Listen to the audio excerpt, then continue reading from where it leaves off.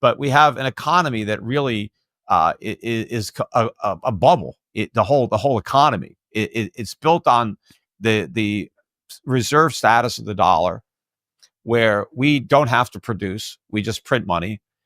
We ship the money abroad, and we get $1 trillion plus worth of goods that we didn't produce, and we didn't have to expend any resources making.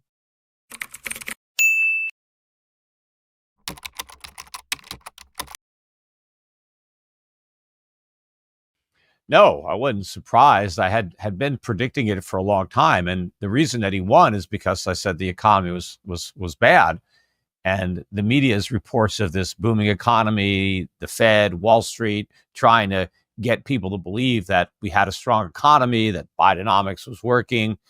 I knew that that wouldn't resonate with the people who are actually living in the economy.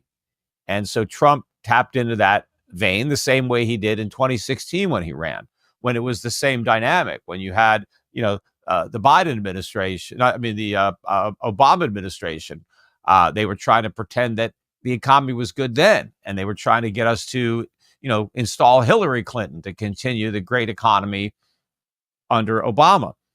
And I knew that that was also a fiction, and Trump spoke to that and pointed out the fake government statistics and how it didn't really tell the truth. And, America wasn't strong, and he would make it strong. He would make it great. He would drain the swamp, and he would do all this stuff. And it was basically the same campaign again, only I think it may have worked a little better this time, given how much worse things had gotten since he left office. But I think Trump takes credit for a great economy that he claims to have presided over, which did not exist. I think that, the economy got worse during the 4 years of Trump. It just got even worse more during the 4 years of Harris. But a lot of that was started in the final year of Trump with all the mistakes that he made with COVID.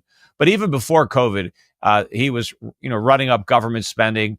The deficits rose about 12.5% during his first 3 years. I mean, the government spending rose 12.5%. Deficits rose 50%. And then, of course, it blew off the charts with COVID. But, I think that this term is going to be more of the same. The deficits, I think, are going to increase even more, even though they're much larger. He's inheriting a annual deficit over 2 trillion, as opposed to the 650 billion he inherited in 2016. But I think the tax cuts that he's promising are even bigger than the ones that he delivered 4 years ago.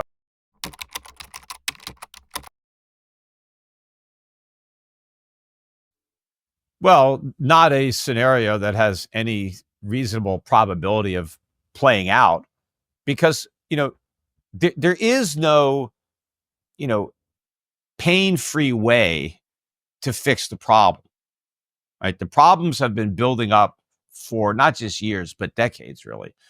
But we have an economy that really is a bubble. The whole economy. It's built on the reserve status of the dollar, where we don't have to produce; we just print money. We ship the money abroad, and we get $1 trillion plus worth of goods that we didn't produce, and we didn't have to expend any resources making. And so we bring all this stuff in, and we get to consume it, and we get to borrow money we didn't save, and we live beyond our means. And the government gets bigger and bigger and bigger, and the industrial base gets smaller and smaller and smaller. And so you're building this, like upside down pyramid. And, everybody just spends too much, borrows too much, saves too little.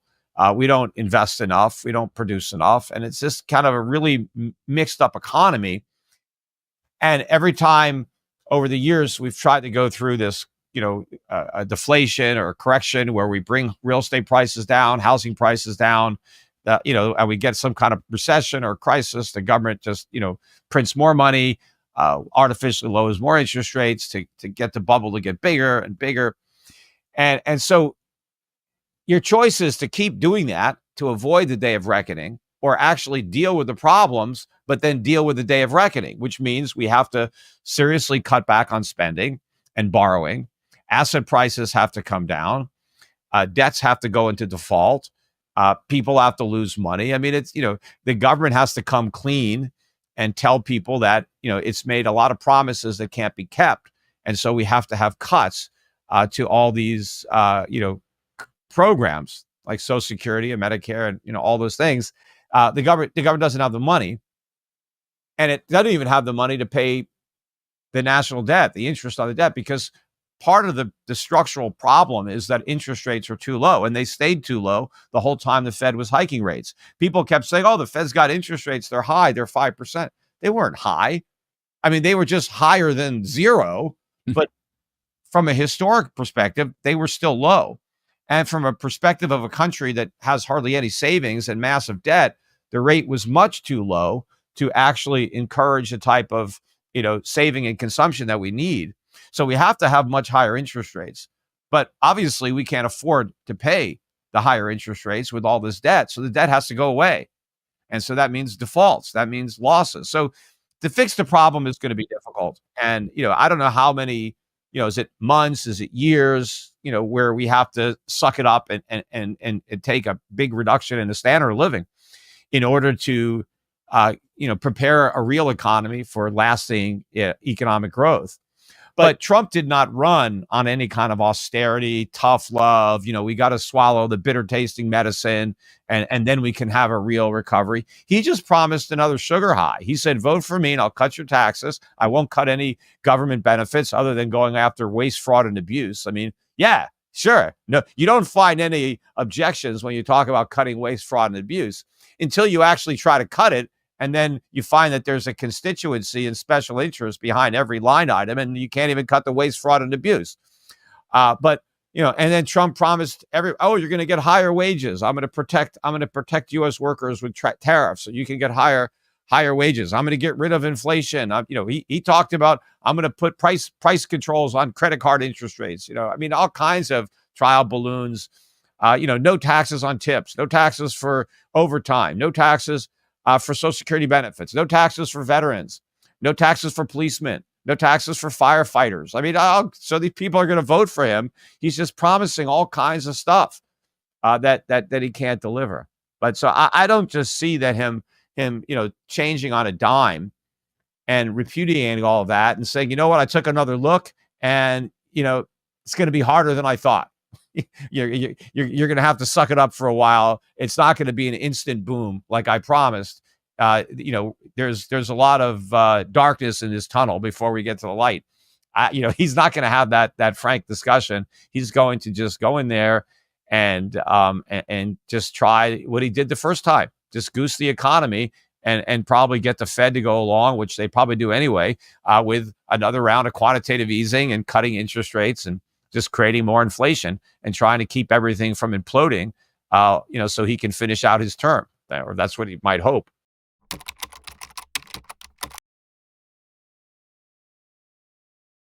It takes two to tango, so they don't get all the blame. But I would assign more of it to the Fed. They were supposed to be independent. They were supposed to be the adults in the room. They shouldn't have been enabling all of this massive deficit spending and with their quantitative easing programs and bank bailouts and all this stuff, but they did it. But the thing is, if you just eliminate the Fed, what's your plan, right? Because if you just have the government do what the Fed is doing, it's probably going to be even worse. So you have to eliminate the Fed, but then make sure the U.S. government doesn't just assume the responsibilities directly. So you got to eliminate the Fed, keep the Constitution, so we go back to real money. We go back to gold and silver coins being real money. And the only paper money that we have comes into existence from legitimate private banks, not by the U.S. government that has no constitutional authority to print money, and not a government-created cartel like the Federal Reserve, but private independent banks can issue their own note currency backed by real money, and just don't back them by the FDIC or any kind of government implicit or explicit guarantees that if they fail, they're going to get bailed out. We need a banking system where people know if the bank fails, there are no bailouts, because then banks will be, financially sound, because otherwise they won't have any customers. right? They can be completely reckless now because the customers don't give a damn, because the government said, hey, don't worry about the bank. If anything goes wrong, we got you. And capitalism doesn't work well that way when governments come in and subsidize and guarantee things, because it leads people to do things that they would not do in a free market. And that's not a good thing. I mean, because the free market is the best way to allocate a capital and resources. But when government intervenes, it creates a less than optimal allocation. And sometimes it's way less than optimal. The stock market and bond market, or any big problem, if like the Fed was there, if there was a fire, the Fed was there to put it out. But that's not what the Fed was created to do, and that's not what the Fed is supposed to do. But now it's completely ridiculous. I mean, you look at Jerome Powell, and he thinks the Fed can't even criticize the government. They can't even criticize budget deficits. They can't even comment on the effect budget deficits have on interest rates or the economy. I mean, it's so ridiculous. I've never seen anything like it. I mean, Powell claims the Fed is independent, but then he's scared to say anything critical about anyone in the government or anything the government does, which is nonsense. I mean, it's the Fed's job, especially the chairman, to be very critical of government policy that is inflationary, that is making the Fed's job harder, that is jeopardizing the solvency of the United States. I mean, if the Fed can't criticize the president, who can, right? Because he's supposed to be independent. What good is independence if you're afraid to be critical? That's the whole point, right? If you were part of the government, you couldn't criticize your boss or you get fired. But Powell knows he can't get fired. He said that. Trump can't fire me. Okay, then criticize him. Or Biden can't fire me. Congress can't fire me. So go ahead and if they're doing something bad, then speak up. That's what you're supposed to do. Well, I guess it would take an act of Congress, right? Congress created the Fed. But again, what people don't understand, because people still understood the Constitution in 1913 when the Fed was created. They don't understand it now. The Fed was created and it was allowed to print paper money because the U.S. government couldn't do it. Congress was not given the authority in the Constitution to print money. And so that's why they didn't print money. They did it briefly during the Second World War, during the Civil War, but they claimed it as an emergency wartime power. They didn't claim it as a normal power given to them in the monetary section of Article 1, Section 8. They said, no, this is a wartime emergency. And so the court said, okay, yeah, it was a war, so you could do it, right? But you can't do it in peacetime. But even the notes that the government issued, the paper money, was real money. It was backed by gold. You could get your gold when you wanted it. It was, an IOU for gold. But they stopped issuing it. Once the war was over, they didn't issue anymore. They went back to just coining money, which is what the Constitution provided. So if we got rid of the Fed, I mean, constitutionally, the government can't do what the Fed does. They don't have the authority. Now, some people say, well, they can coin money. Yes, they can coin money. That's not the same as printing money. The states can't coin money and they can't print money because the Constitution, if you understand how it works, it's made up of powers that are denied to the states and granted to the federal government. So the states can do whatever they want unless the Constitution says they can't. The government, the federal government, can only do what the Constitution specifically says it can do. And if it's not there, if it doesn't say they can do it, that they can't do it. So they only gave Congress the power to coin money, and they prohibited the states from coining money or printing money. So nobody could print money, and only the U.S. government can coin money. But now what can they coin? Because the U.S. government, Congress, was not given the authority to make anything legal tender.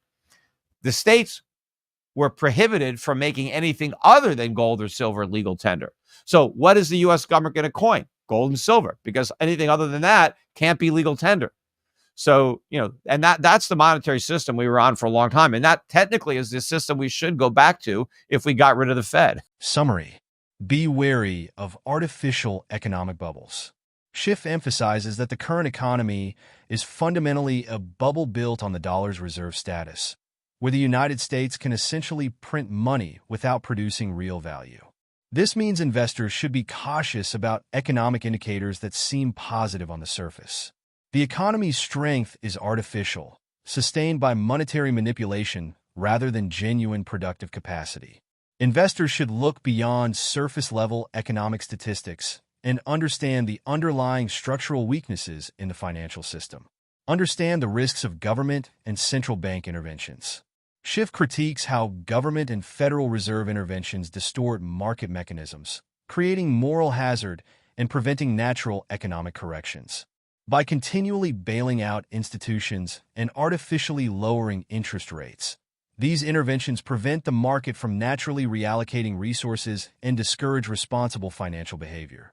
Investors should be skeptical of policies that seem to prevent economic pain in the short term, as they often create more significant systemic risks and potentially larger economic disruptions in the future. Prioritize real value and sound money. Throughout the interview, Schiff advocates for a return to real money backed by tangible assets like gold and silver, rather than fiat currency. This suggests that investors should seek investments with intrinsic value and be cautious of financial instruments that are primarily based on paper promises. He implies that diversifying into assets with fundamental worth, such as precious metals or productive economic assets, can provide more stability in an economy prone to inflationary pressures and monetary manipulation.